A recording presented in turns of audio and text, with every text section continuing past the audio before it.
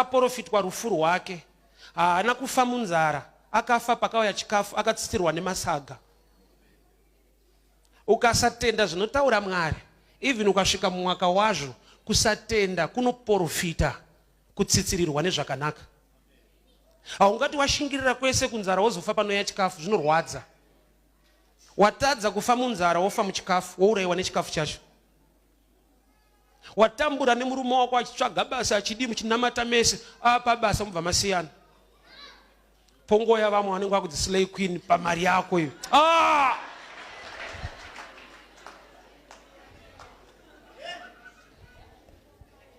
Masaga anogona kutsikirira munhu. Handizive Mwari zvavanoisa pamoyo wako kuti uite. Vanenge vachibva mune ramangwana, vauya muna today. Ramangwana rinoinvestwa muna today. Prophetically, Mwari vane zvavanoda kuti uite nhasi, zvine meaning mufuture. Zvoda kuitwa nhasi,